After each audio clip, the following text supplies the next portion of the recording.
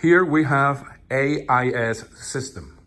Is a system configured with an extended corner because it is a 36 by 36 corner with one of the sides extended to 72 by 24 inches deep. And it has a return of a 24 by 24 work surface with two pedestals attached to them. The way it connects is with some brackets underneath that I'm going to show you how to deattach. It's pretty simple, but it's important to know what it has. It does not have any power. It's non-power version, and it's the same layout on all three of the workstations with the variance on this center support column here. But other than that, the way to connect them is pretty simple, cut and dry. I'm going to show you next how to disconnect the panel systems and the components. This is the AIS system. We're going to show you guys how to disconnect, but obviously it is the same process to reconnect the panel systems. We're going to start by removing these top caps clips here with a screwdriver. You go upward and in both ends of the connection. And if you could go ahead and remove them all from every single panel to allocate for the removal of this plastic hinge that connect these two panels. These two black plastic hinges are removed with the screwdriver. Just move them upward to remove the first one, then and one on the bottom as well.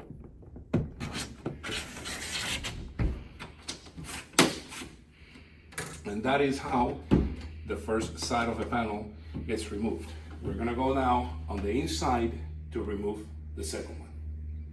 Well, I'm gonna show you here underneath the panel system. This is a hybrid. This has been installed using generic parts and pieces. This is a Herman Miller cantilever on an AIS product, but hey, the end justified the means, they say. So they used them here to support the corner, and the corner is using also a cantilever here, is using underneath this type of leg support to keep the work surface from bowing. Since it is a 72 inches long, it has to have some sort of a support in the middle to keep it from bowing, since we don't have any kind of center support attachment here coming off of the panel system. And then at the end, it has this H leg. So it is pretty much generic. We remove the screws from here, and then we lift up the components. And I will show that on the next segment. Well, this is the other side of the panel after I remove the components. And I'm taking the hinges, the two hinges, from this other side of the panel. And as you do these, once you're removing the last one, make sure that you hold them, because we don't want them to fall on you. Once this process is completed, then we proceed to separate them. And the way they connect is you have a male and female that you combined with the recipient on this side, and that's how they connect in a tongue and groove concept. Once they put them together, you need to make sure that they are connected as a tongue and groove, because it'll be a male and female. It doesn't matter how you put them. Once you set a panel in front of the other one, they will combine. Then after that, you use the same hinges and slide them back, doing one side of it first.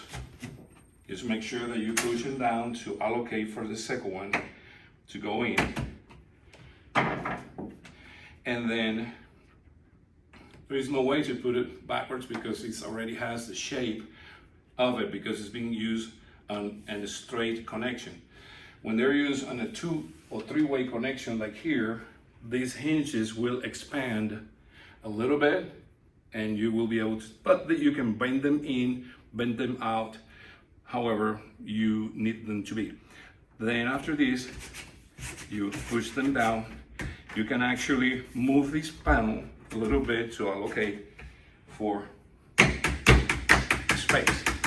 Stop them a little bit and make sure that you go a little farther down on both ends. I want to repeat the same process on the other side, but the reason why we do it like that is to get these metal clips, the gray ones, these metal clips. Once you push this down far enough, just make sure that it's pushed down far enough to allocate for this cover to go back on top of the panel. This is for aesthetical purposes, but you have to give them a little space here. That's how you connect these panels.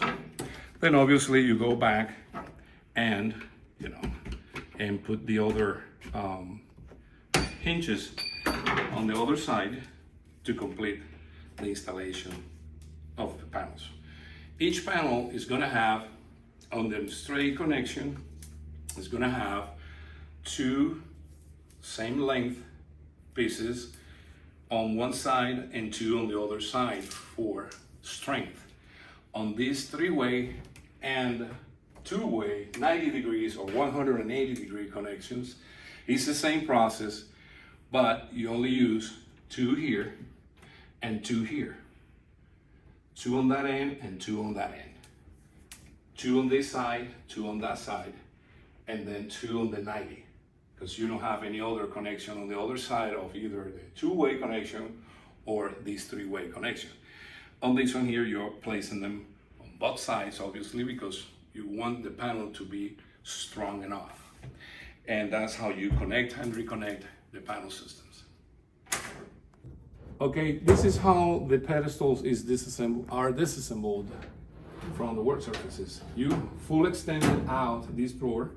You push these side black pins, one on the right downward and the one on the left upward.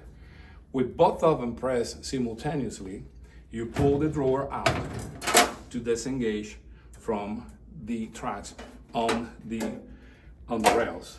And it's the same process to reinstall them.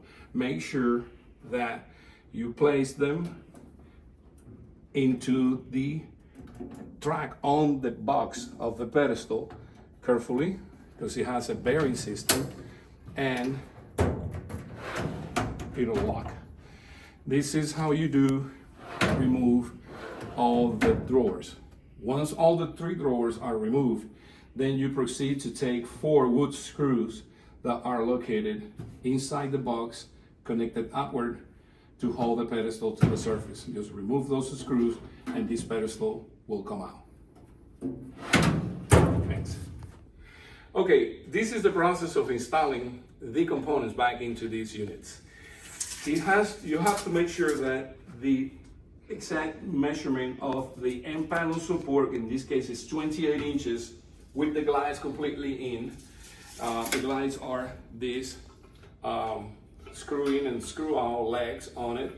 28 inches for the center support, and also the 20 inches from the floor to the top of these cantilever brackets.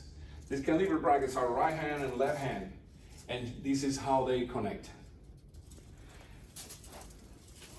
To remove these cantilevers, you push upward, disengaging off of these panel grooves, but you have to make sure that once you put them back, this top ledge here has this little bit of a piece sticking up precisely to keep it from being knocked out. It goes into the panel grooves by installing them inclined in a 45-degree angle, go into the groove, and then insert it and go down. As you can see, you cannot take it back out unless you push it up and move it at 45 degrees to be able to disengage it. So With the tape measure, find what is the 28 inches mark on the panel, and then you 45-degree connection here and down. That is how you connect the cantilever support brackets. Again, you're going to find a few of these setups, and it's an L-shaped setup, and they do connect here with flat plates here of some sort.